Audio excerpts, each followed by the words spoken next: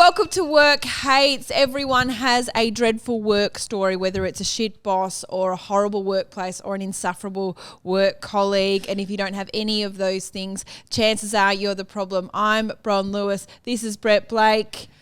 Today, we are joined with, so I have to riff this at the top, but your one's actually easy for one. Normally I'm stressed out. I'm not stressed out about this one. Comedian, TV presenter, radio personality, and former Maxi Bond man, Wil Anderson. Yeah. Well, best-selling author doesn't rate on your... Oh, well, that's like, mate, is that, I don't fucking read, that is, I get a lot of anger from the dyslexic community over books, the order that I'm putting those letters in. No, mate, thank you very much for having me. I appreciate you having me on this as someone who is not just has had jobs, but also someone who is technically the boss of other people. Oh I could be. When you were doing the intro, I'm like, actually, you know what? Am I the shit boss? Could I be the shit boss? Maybe you are. Maybe you'll have someone. Like, there are comedians who I bet you've had on the podcast or will have on the podcast who have worked for me at some stage, and maybe their story about their shit boss will be about me. You. Do you think that is possible? Have you ever gone into work in a foul mood and ruined someone's day? Oh. I will say, honestly, this is one of the best bits of advice I ever got given. It was very early on in my comedy career, and I've never necessarily been able to always hold myself to this principle, but I just try so hard to, right? Which is, it's everyone's day at work. And it's one of the greatest bits of advice to remember that when you're having a shitty day, the cameraman or the makeup artist or whoever it might be, the wardrobe person, it's their day at work as well. And they're not always demanding you to be on, but they are. It's nice to be civil and polite and interact with people with care and kindness. And if you have a day where you need to switch off, make sure that on another day you're engaged in, that person and their life, because... But surely people in the industry, like in telly, they know if you go in there and you're quiet, like the makeup person would just be like, okay, he's quiet today. Or do you find that there are some people who don't pick up on that you just need some space? Oh, no. I think if you are polite about needing your space, they absolutely understand that. Yeah, okay. But I think there's a difference between that and, expecting everybody to think you're the most important person in the room. And often when you're doing a television show, literally from the moment it's on the call sheet, it says talent.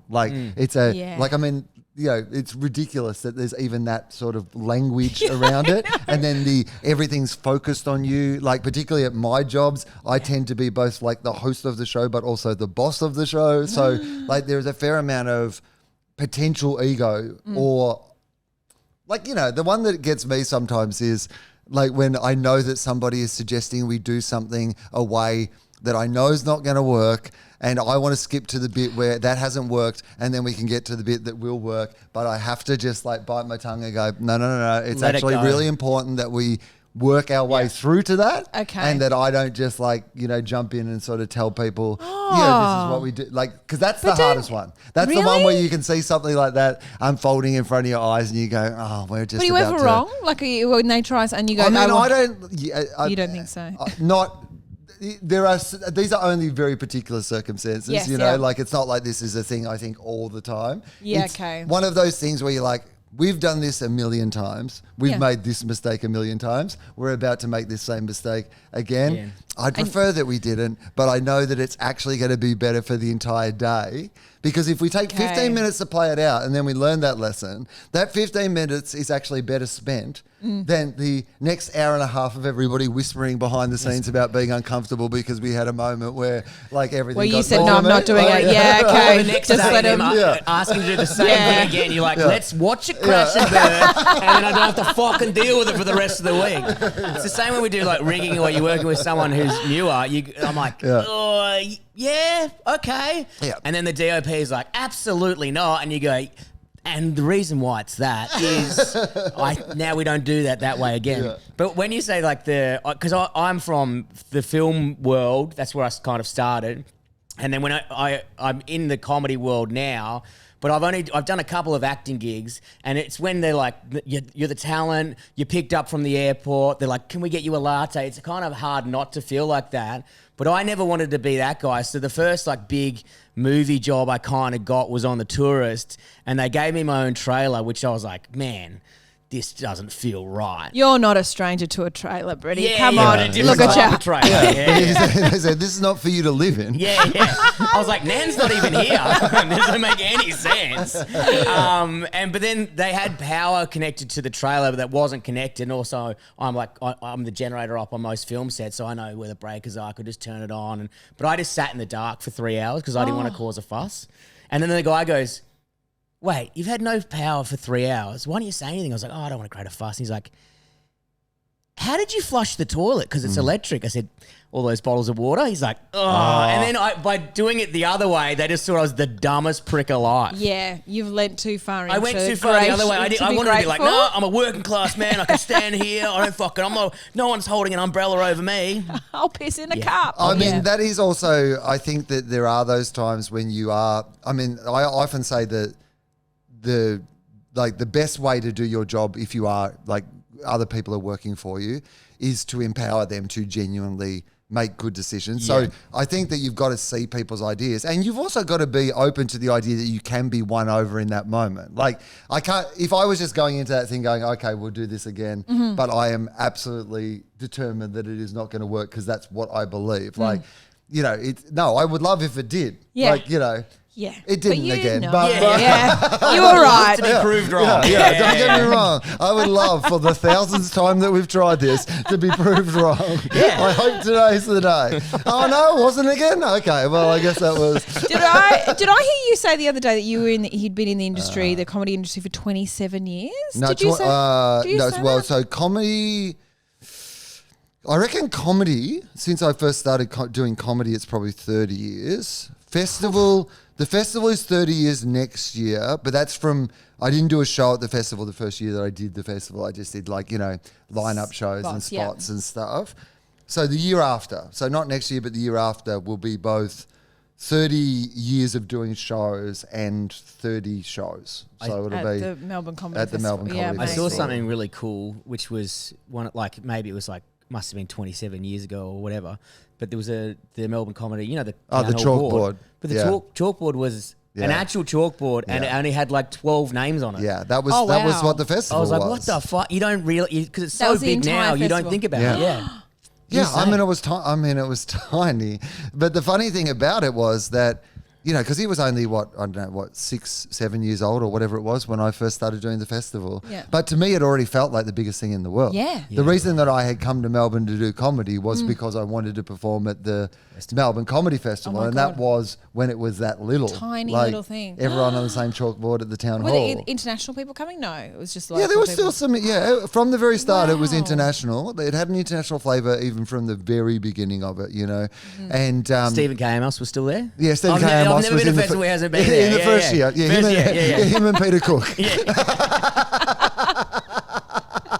Somehow Stephen K. Amos came the year before the festival started. I don't know how he found out about it, but he was here. He's still doing his doors bit. I love that bit, by the way. Fucking rules, yeah. It was. I guess in retrospect, it was quite little when I started, but it felt like the biggest thing there was. Well, you're from the country, so everything feels big when you come from the country. That's true. And then did you have a job before comedy, or did you go from school to comedy? No, you entered journalism. Yeah, so my job when I was a kid, because I grew up on a farm, so farm kids don't have another job but the farm. Yeah. Like you work on the farm, but we definitely worked on the farm. Milk cows, in particular, that was the big thing that I had to do was milk cows before school. So milk cows for years, got a wage from it. Parents paid, a wage and stuff. It let was you live in the house. It was probably. Yeah, let you live in the house. I mean, that's right. He's a classic mum over here. Yeah, we'll let you live in the house. No, we got a wage, but there was the understanding was we would use it for our first car. So it was. Oh, yeah. So you got paid to milk the cows and whatever, but it had to go into a fund that you would then use for the first car. What was your first car? Holden Barina. No. Beep Barina. Yeah. I mean, I had a Ford Cortina, so I can't really say much. Well, here's the thing, Blakey. My first car was a second-hand Holden Barina, and my second car was a brand new Holden Barina. There we go. Hey, look, if it works, it works. Climbing the ranks. It's a very, very affordable car for a young man with no money, but I had cowskin seat covers to represent the farm. It was very cool. So such a proud country boy. Country guys got those big antennas at the front and the mud flaps. Like, I got animal hide and a Barina. It's close enough. Yeah. yeah, real fun vibe. So was that your worst job, do you reckon? No. I mean, or did you like it? I mean, it's a pretty tough job. No, I didn't like it. I mean, if I liked it, I would have stayed. It's a pretty good life if you like it, being a farmer. I mean, it's tough, but my brother's taken over the farm and he loves it. It's very challenging. Oh, your brother took over? Yeah. Was there an expectation that one of you... Not an expectation, but a hope. Yeah. Like, Dad's dad was a farmer. Like, he lives on Anderson's Road. He's never moved off it. It's named after my grandfather. My dad's lived there his entire life, moved 500 metres down the road. Generations of farmers from that same area. So, yeah, no. There's, like, no pressure from our family, but definitely... Like, Fingers crossed. Well, Mum and Dad built this farm too. That, like, and your brother was like, did you know when you were little that your brother was going to do it? I reckon by the time he was 2, I reckon. Really? Yeah. When, like often you hear stories of people coming out and their parents are like, we've known for ages. Yeah. But we were just the whole waiting. Street We were just waiting for, that's right. We were just waiting for you to come to it in your own time. But everybody's been aware for a long time. Did not feel like a big surprise when I told my parents I didn't want to be a farmer. Okay, great. Felt like they'd already made. We've already backed your back. Really got in the way. They were like, how do you feel about the arts? You want to go and see some comedy? It was hard. So it was early in the morning, and in East Gippsland in the middle of winter, it's very cold. And it's like, isn't dairy like you got to get like a 4 a.m. or something crazy like that? So it was about 4:30 probably, 4:30, 5 o'clock, but it would be freezing cold, and that's what I remember in the depths of winter. And I'd be able to drive the ute, like the old paddock basher ute, like I would drive that.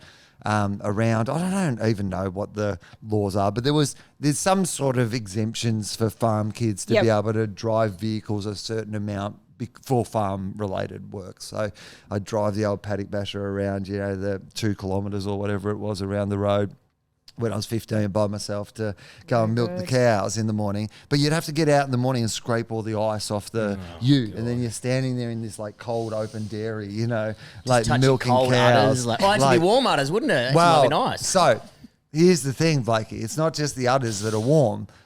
The other things that are warm are the waste that come out of the cows, right? That is actually where the other heat in the dairy is coming from, is like all the piss and shit that is coming out of the cows. That actually creates, I know, right?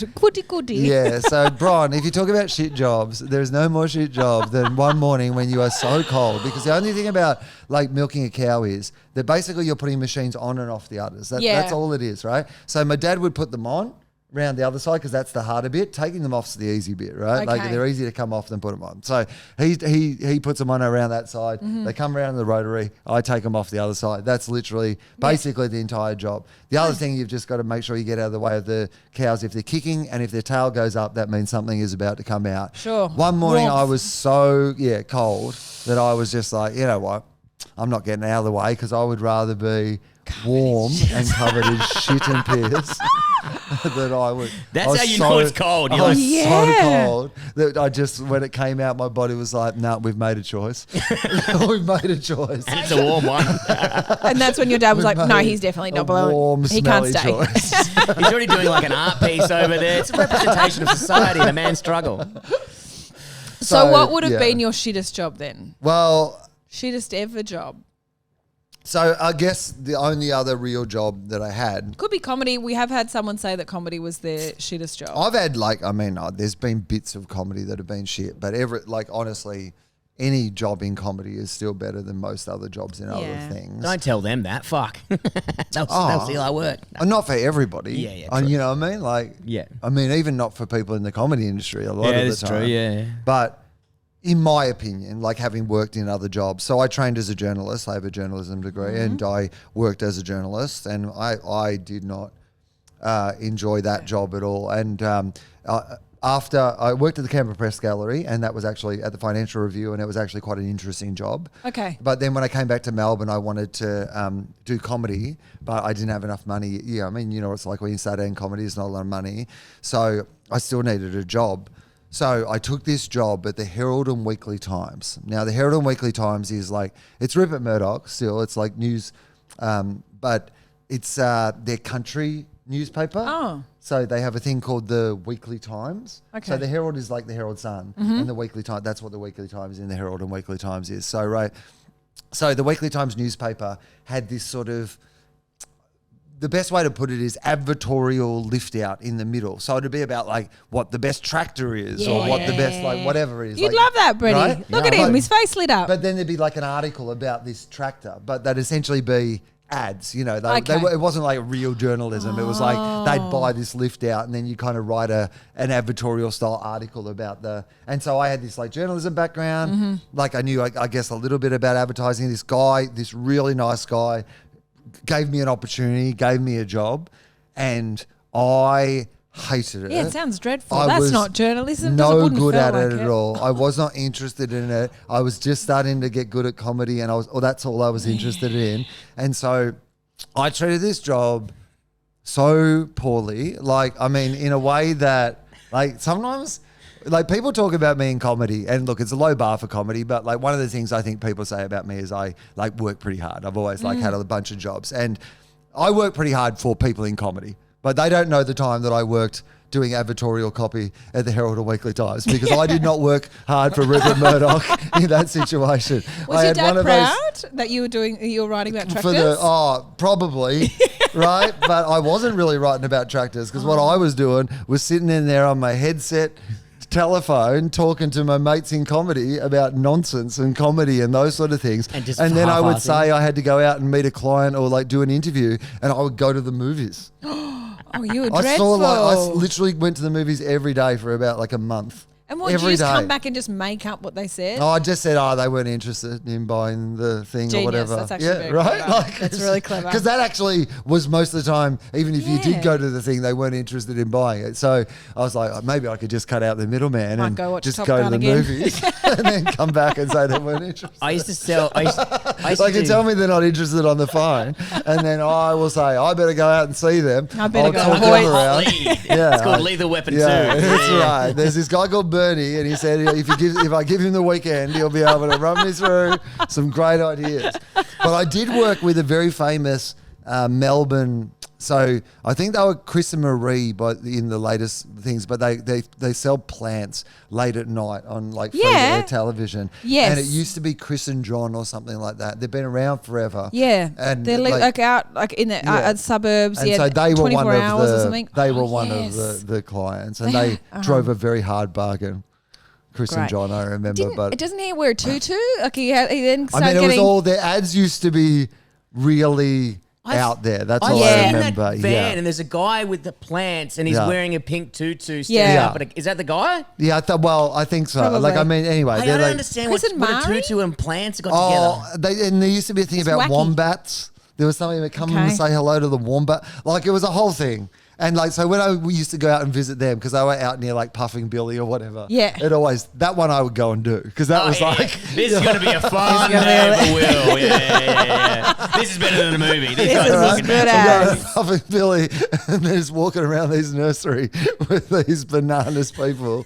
Like, that's pretty good. But I was no good at that job. I was like taking the absolute piss. I was essentially stealing from the company because I was doing nothing and taking a wage. And the only thing that makes me feel okay about that was that it was Rupert Murdoch, and he's a terrible person. He's actually he was donating to you. I did the agricultural, the flip of that. You obviously the newspaper. I did the TV ads for like GWN for a while. It was my first camera gig, and they used to send you out to the middle of fucking nowhere.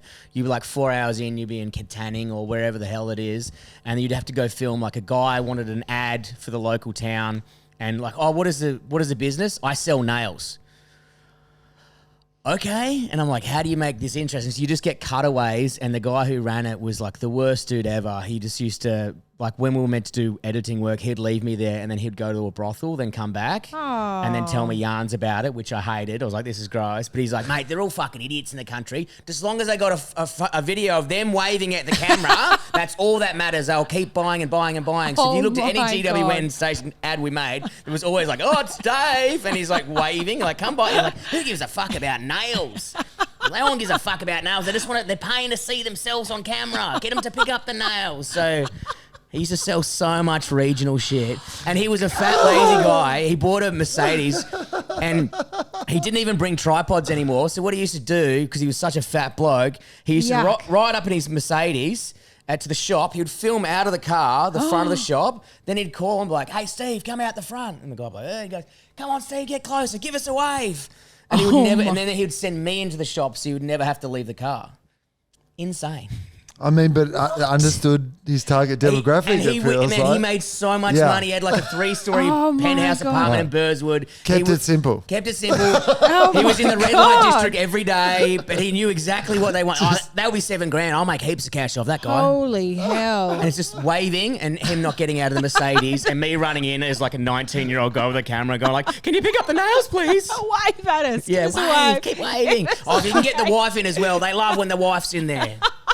The stupid idiots of the country. Oh, that's horrible. It's pretty funny though. It's great. It was an interesting. It was never a dull moment. The grossest bit is the fact that he couldn't get out of the car, but he did have the energy to go make a poor woman sleep with him. Yeah. Like that would have been. That's where he was reserving energy for that moment. Right. Yeah. Couldn't waste the energy getting out of the car. What a Casanova. Lucky lady.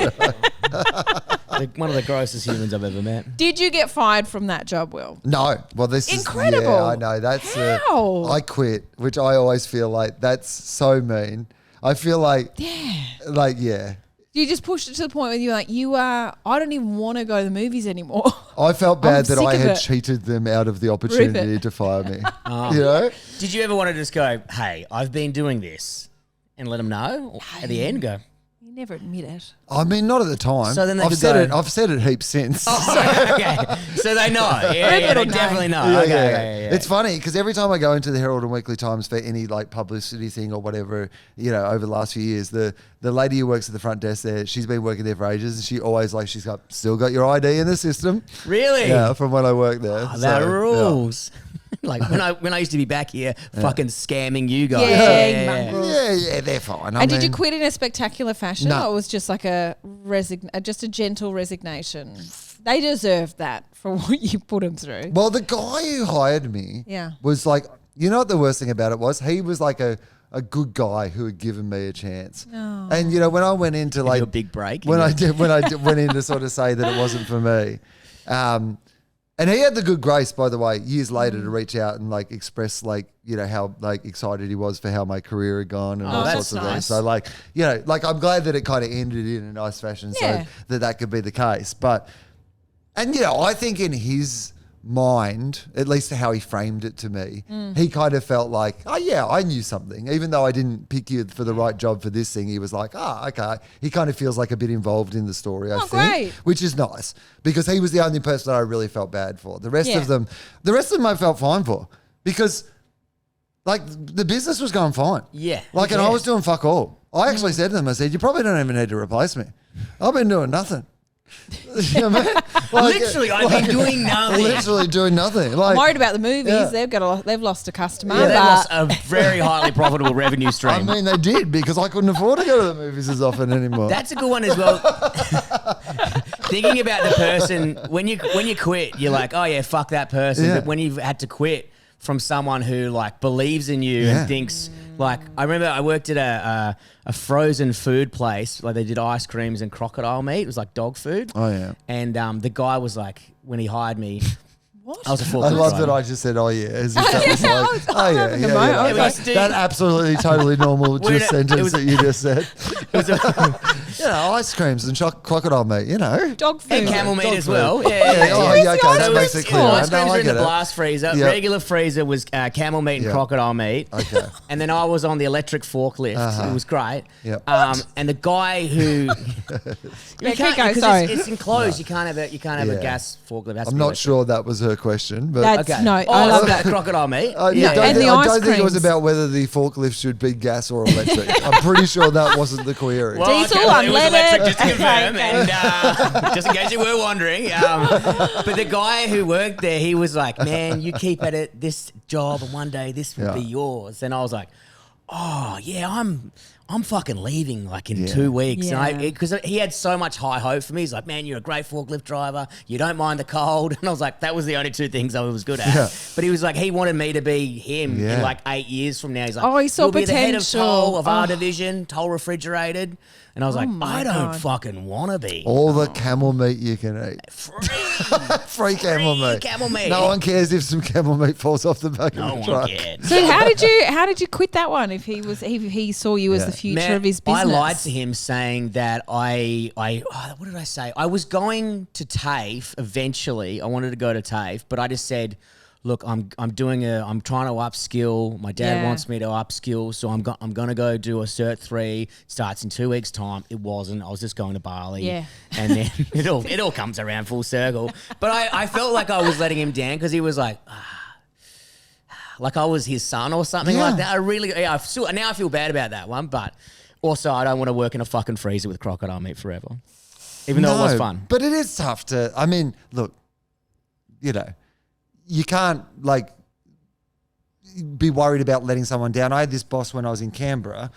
Amazing. Like honestly, I look back on it as being one of the most generous things of all time. His name was Tom Burton. Very happy to name him. So when I'd been working at the Financial Review, so the way that I got that job was my journalism course. If you came first in the first year, I think this is how it worked from memory, but it's a long time ago now.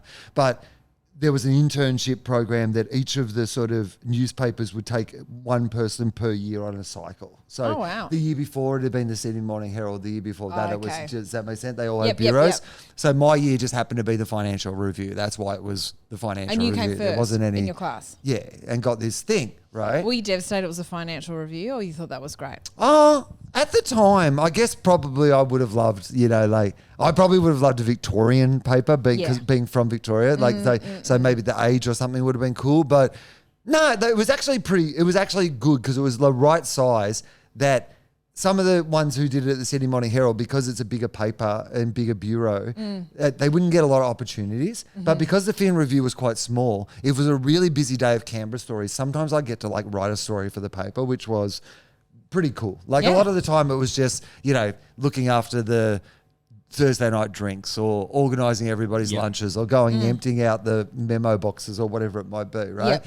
But sometimes you get to write a story. And so that was pretty great. And he gave me so much opportunity and so much guidance, and he was such a good mentor. And he put so much time and energy into me. And it was the end of my degree, and so the end of my time in Canberra. And I said to him, I've got all these offers from newspapers for jobs. And I said, I don't really want to do it. I'm not happy. And he literally said to me, the guy who put the most effort, and time into me, he just said, well, you were pretty good at this at something that you didn't like to do. He said, so I reckon if you find something that you like to do and you just work this hard at that, you'll probably do well at that. So why don't you just go and find something you want to do? That's awesome. And I was like, I mean, it's so at the time I even knew how generous he was being because there was no sort of I've gone out of my way.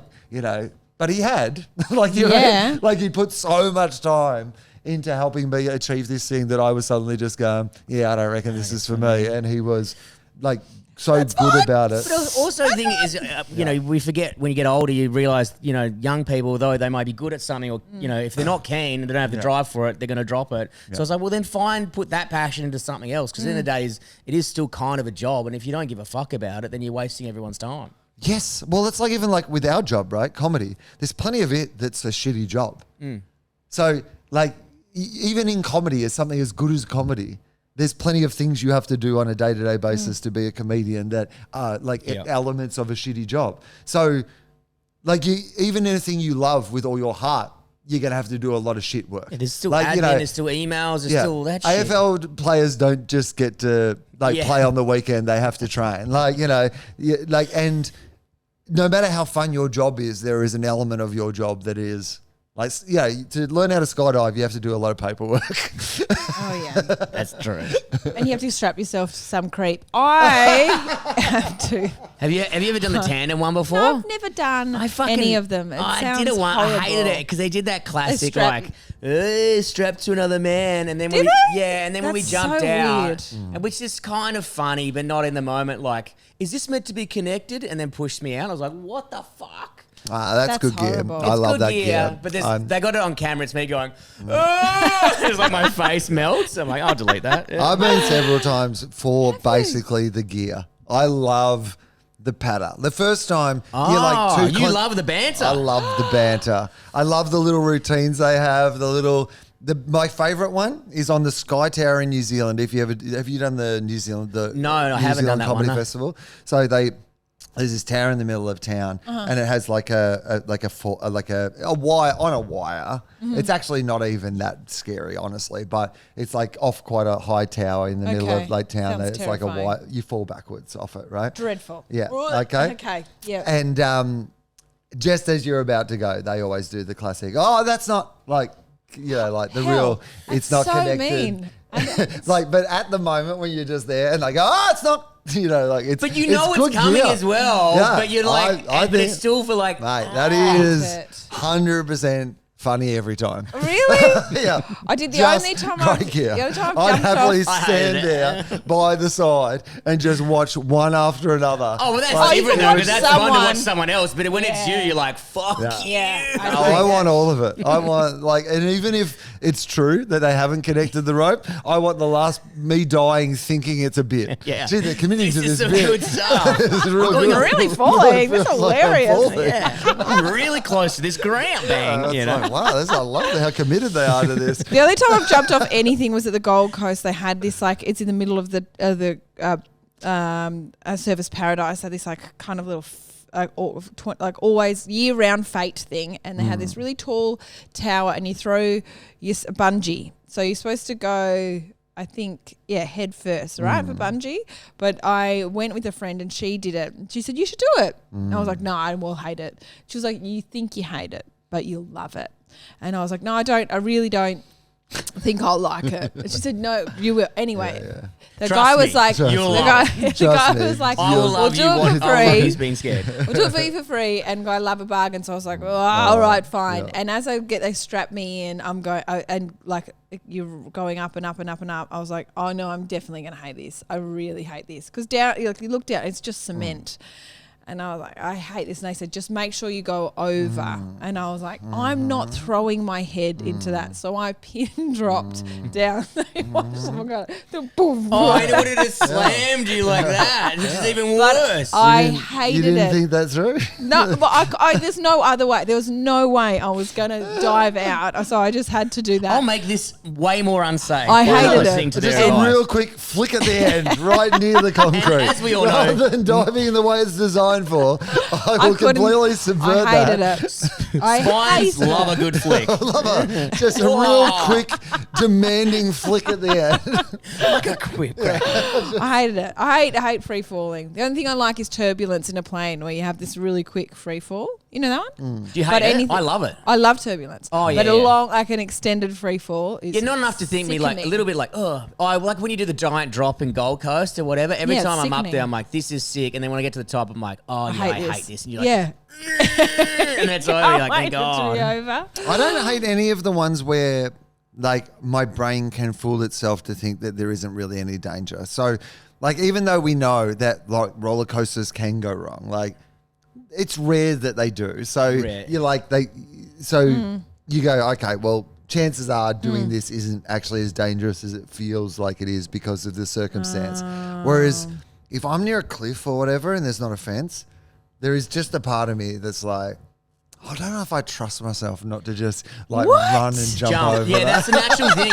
If I'm near a cliff, I'm like, jump. was like, Would this you is a- jump? And then I imagine myself doing it. And then I go, I've got to get away. Yeah. Horrible. I couldn't trust What myself about up when there. was it Fabio who went down? They put him on a roller coaster Yeah, Yeah, I and watched that the the other duck day. It was smashed sick. his Yeah, Like, goose into his or face. some shit or whatever. Goose. It was something I big. think it was a goose. Yeah, it was Beautiful something weird. face. Like it was such a weird thing for it to be. So but- much media down the bottom would be like, what is it? What the fuck? And he just comes out all like dazed and like, So what the? what? See, but I've had it Feathers before off? on the Lethal Weapon in Movie World when we went. One of our first family trips was to the Gold Coast. It was fucking sick. I was so Yeah. excited. Yeah. But on the Lethal Weapon, it spins around. It's gone since. But mine actually came unclipped, and Mum had to go bang. Yeah. And I was like, oh, you can fall out of them. So I still think about that every Oh, yeah. time. I mean, well, people have died at like Yeah. theme parks, so it's Now, on a more fun note, though, Yeah. I've seen Fabio naked. Oh, Yeah. at work? Like, is it? Oh, how? I know. Was this How like? is- I mean, I wasn't going to leave you. Like, That's it. no, Finished. let's move on. So another job I had. Fluffer. When I was living in LA, the gym that I used to go to, Okay. was frequented by, well, it's just LA. So like there's everywhere you go, there's like famous people in one regard. But this gym, like, Dr. Dre would work out there. Oh, and, like, that'd be A whole cool. bunch of like quite well-known celebrity type people. Quick, before you go into it, when you go there, is it so expensive that you're like, you have to be kind of up there to be able to go in there? Or are they like, hey, there's famous people here, don't fucking say anything? It's expensive, but not like so expensive that I couldn't afford for it to be my local gym sort of thing. But yeah, in LA in general, people are very respectful of like, because I'd freak out. I'm like, Dr. Dre. oh, mate, I am like, Brett Black. yeah, I literally was like, when I say I was a member of this gym, like I wouldn't even work out that much. I would just go and like hang out and see celebrities, like go over and like lift a couple of weights next to Dr. Dre. I wouldn't bother him, but I'd observe. Yeah.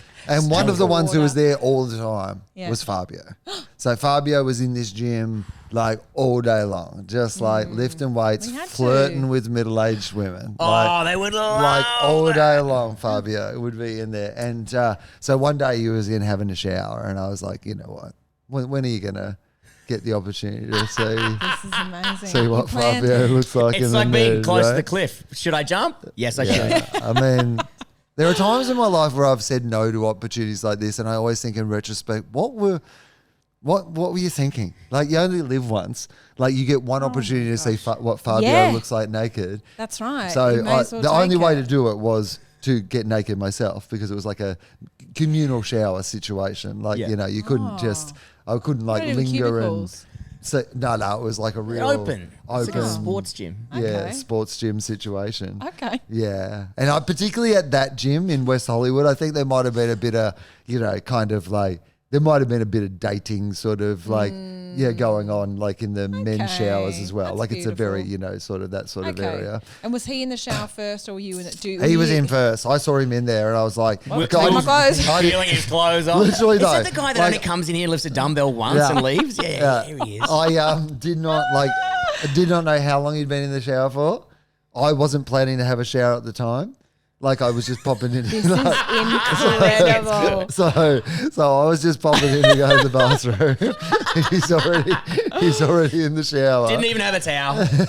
No, I had a towel. I had my bag, so I had my towel because that one of the things they are particular about is it's a real wipe down after every sort of exercise sort of gym. So if you were spotted at any time, the one thing you have with you at all times, towel. Okay. But Fabio had dropped his towel to get in and wash himself off. And I was like, well, as Eminem said, you only get one shot, one That's opportunity. right. Mum's spaghetti. He also said that. Yeah, he said lots of things. He said all sorts of things. I don't endorse them all. But in this case, I thought, you know what? I got one chance to see Fabio in the nude, and I'm going to take it. And the only way to do it is to throw my clothes off. Oh my God. Because I don't know how long he's been in the shower for, Bron. He might be close to the end. I might miss my opportunity. Imagine if I get in there my nude God. and Fabio picks up his towel and leaves. But I also can't be seen to be rushing into the shower just to... You can't be in there and you like still got your hat on or something. Kind of gives it away. You're like, One thong. yeah. Oh my God. Well, how do you shower? Yeah. Was it amazing? I mean, here's what I will say. Yeah. It was worth the fuss.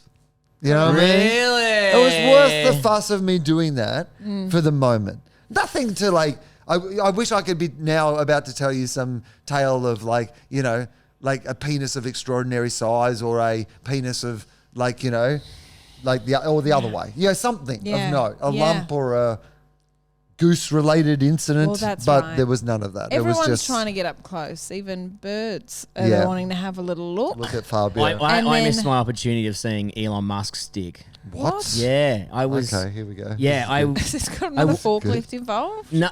Yes. Okay, of course. Yes. Now, what type? Electric or?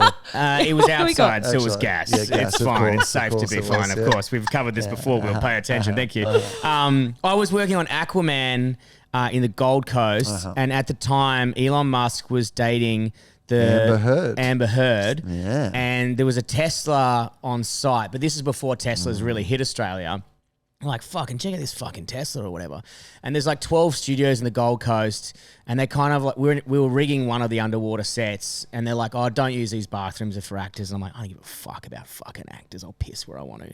And then I went into the bathroom, and I stood. Holy shit. You what? So aggressive. No, but I just don't like this pecking order. I'm like, I'll piss wherever I want. You I've know what I mean? worked in a crocodile they meat got and ice umbrellas cream over factory. the top of their heads. They're like, it's just too much sometimes. Yeah, It's like, okay. hi, hello. Some of them are dicks. A lot of actors are fucking dicks, all right? See, this Some is of what I them mean demand- about, you know, like you want to, because the people behind the scenes are talking Absolute like this about you. Yeah, it's You're just true. trying to do your job. I could give you a list of 5 Australian actors. These absolute psychos. Who's sitting in a trailer in the dark, Yeah. just pouring bottled water down. Is that the guy who's been pouring all the still water down his toilet? thirsty. Is he the guy?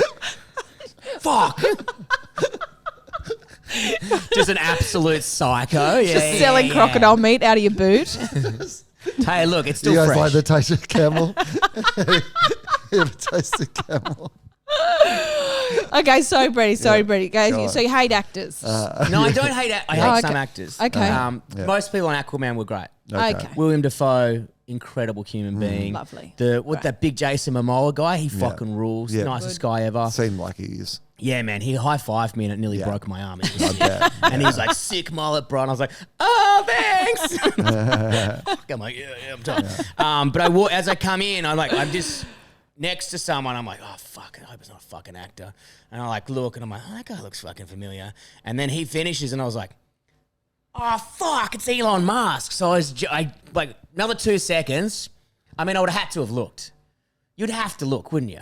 Nah. You would. Oh, man, he's a billionaire. He owns a massive tech company. Please, let me have something. Please have a small penis. He so I can sleep obviously at night. does. No. Like that Man, goes I without think he saying. definitely probably does. Yeah. Although way. it works, he has heaps of kids, doesn't Heaps he? of kids, heaps of wives, and like swingers parties and shit. Yeah. Swingers parties. Yeah, Is that what but he he's part of always his up thing? to something crazy. He's yeah. always up to some swinger part. Is that allegedly, or is that like you got He some had good? Amber Heard told a few Oh, stories about really? that. Yeah, with Okay. multiple people involved. So I was Yeah. like, nearly had my opportunity. But also, Have my a mate little said, "What did you gander." say?" And I said, "Also, I couldn't. How would I relate to Elon Musk? Because actually, in that moment, one of the other reasons I went into the bathroom. This is so fucking stupid, but I've never not told a good story if I thought it was funny. Yes.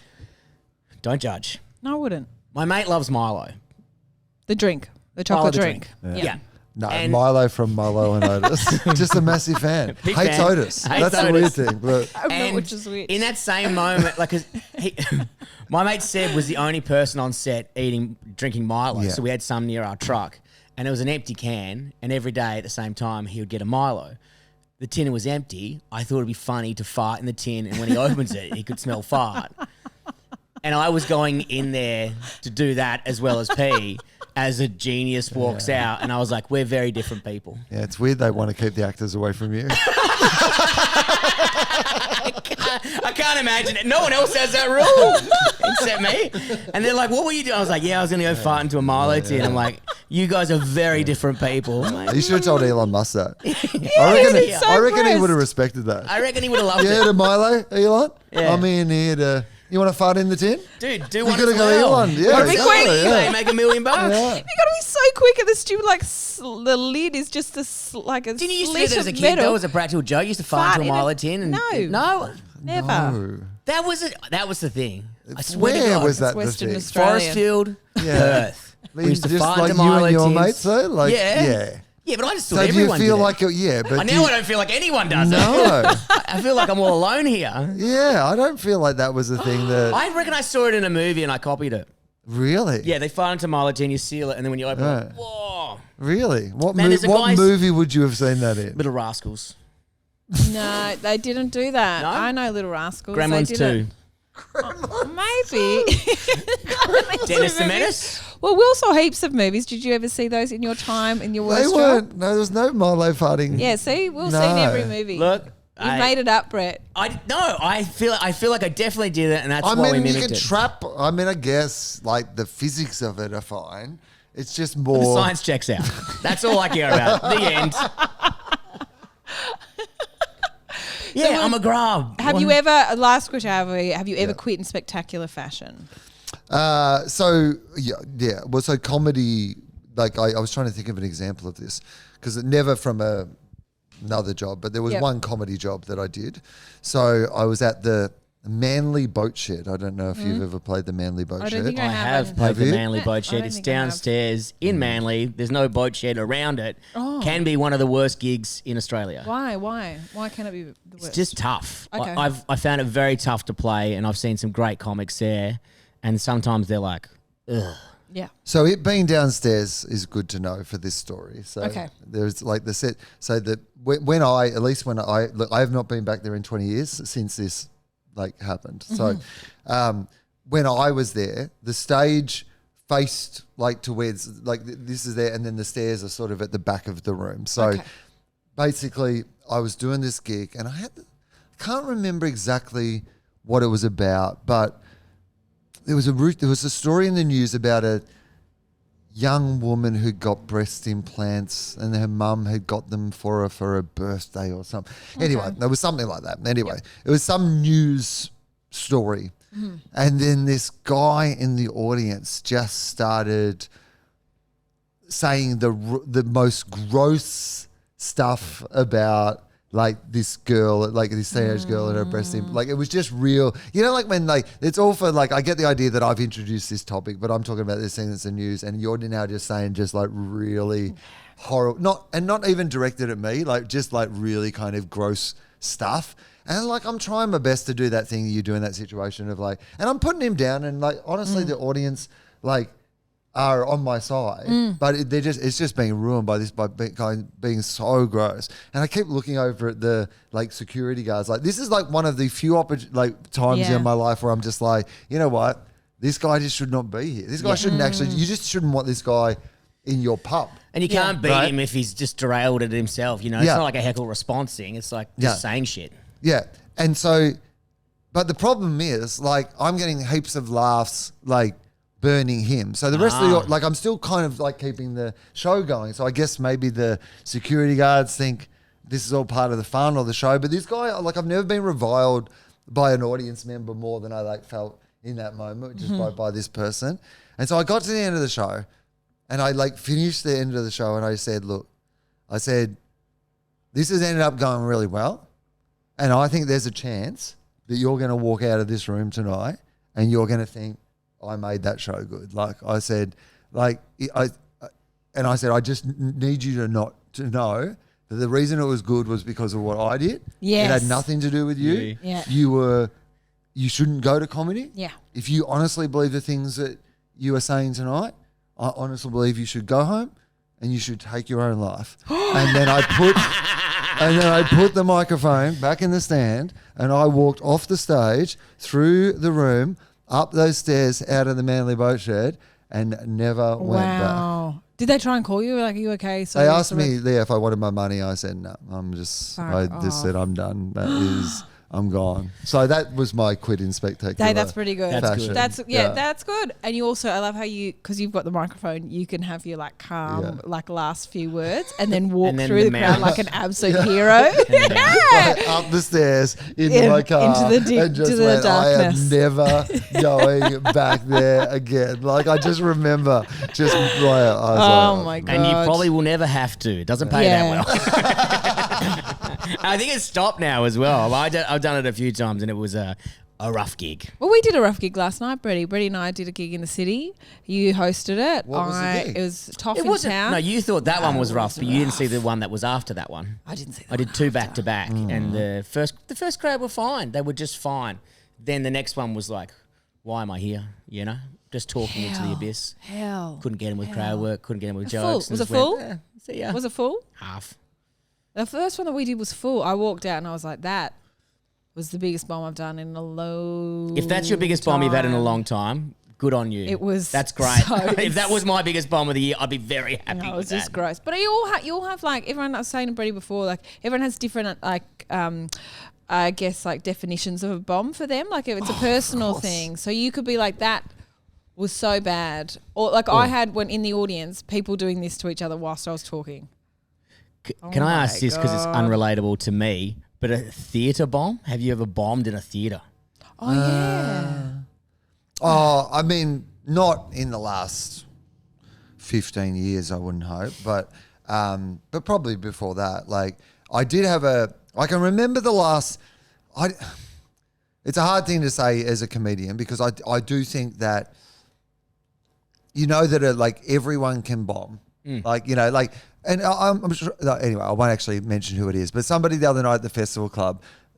Who's a brilliant comedian who I actually have never seen go badly. The audience just decided on that night that we're just going to give you a real hard time. Yeah. And you're like, yeah, right. It was funny to see because you're like, I just thought this person in particular, I'm just like, they're untouchable. One of the best comedians there is in any circumstance. Mm-hmm. And it wasn't anything they'd done. Like it wasn't like they'd made a bad choice or, done it. It was just literally...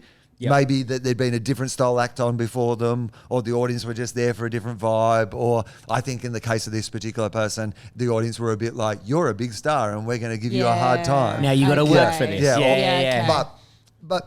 But the point being that of course you can, but even I reckon that person would have walked off stage and gone, "Oh, that didn't go as well as I wanted." But by most people's standards, it was still a really good gig because they've just been doing it so long that there's no way they can truly like bomb. Their act is so robust, and you hope that like you get to a point where you're never going to give someone a 2 out of 10. You might have to scramble around for a 6 out of 10 or something, and you'll walk home and go, "Oh, I shouldn't be doing this." I don't think you'll ever get a full silent one. When you started, I've had full silence. But I can tell you the one that feels the closest to that, and it was about. I guess it was about it's probably about 7 or 8 years ago now. And it wasn't really my fault. So there's one that is my fault, and they both happened around the same time.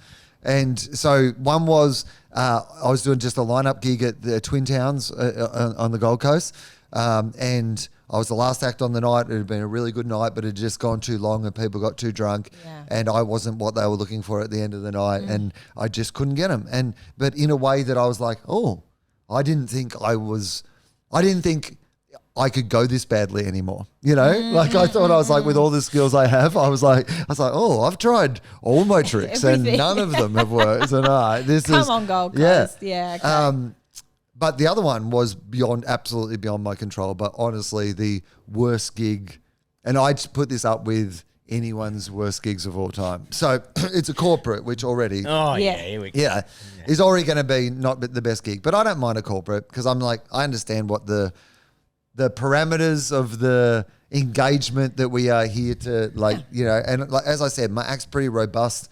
I can sort of keep the energy up and just power through a bit. Like I do a lot of presenting. So being in that environment where you can just sort of talk with confidence rather than having to just like be funny. Normally I do fine. So this is a huge event. Like the money they would have spent on this thing would have been millions. It's a full day at a exhibition center, like where they've turned into a dining room, like conference room sort of thing with like a huge drop-in stage, like the whole thing. And they've got like power note speaker after international guest after person who started this company and person who runs this bank and this former politician. Like it's one of those things where all day they've got and then at the end of the day like comedy to finish, just to give everyone a bit of a refresh at the end of the day sort of thing. So the guy who's on before me on this dropped in raised stage in the middle of the convention center, the guy before me is in a wheelchair because now, if I'm remembering this correctly, he didn't have any legs. He lost them in battle.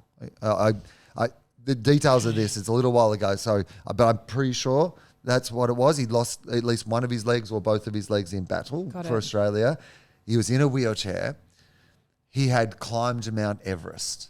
And so he has this incredible story of like serving in the armed forces, like being injured in battle and then climbing Mount Everest with no legs. Like this is his power note speech, right? Like it's one of the most incredible stories you have ever, and he tells it really well. And even you're like, right. It gets to the end. Literally, the entire audience is giving him a standing ovation, which I thought was a tad inappropriate. Like, don't rub it in.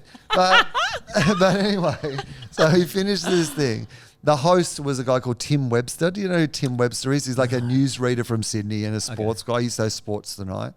And so, big kind of heavy hitter. And he's just like, it's like, well, this is a great reaction. Like, I should just... roll off it's the end of the day. Let's just roll off the energy of this straight into the final act. So I come on to not people. I think there's no tougher start than people sitting back down from a standing ovation. Jesus Christ. Because you all need a moment. Like, yeah. Like, oh my God. Already I'm on stage. It feels like it's happened without there being a beat between. They're honestly still taking their seats and I'm trying to start. So that alone would have been tough, right? Like what I've told you so far would have been enough for me for this to be a bad gig story. But I'm about to tell you about the thing that actually made the first 5 minutes of that gig, the toughest 5 minutes I've ever done in front of an audience, which was, of course, because it was a drop-in stage, there was no ramps on the side of the stage. So the way that this guy had to get off stage was go over to the side of the stage where they had one of those lifts, those little mechanical lifts that he rolled into, and then, with a little flashing light and a little boop, boop, down off the side of the stage.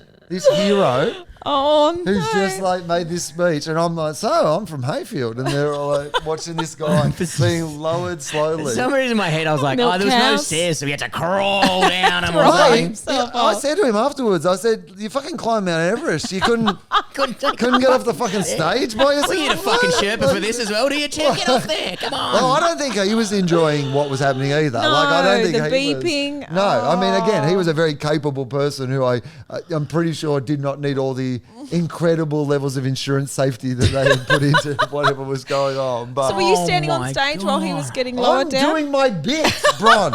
I'm in my act. You've got to understand what is happening. There is no...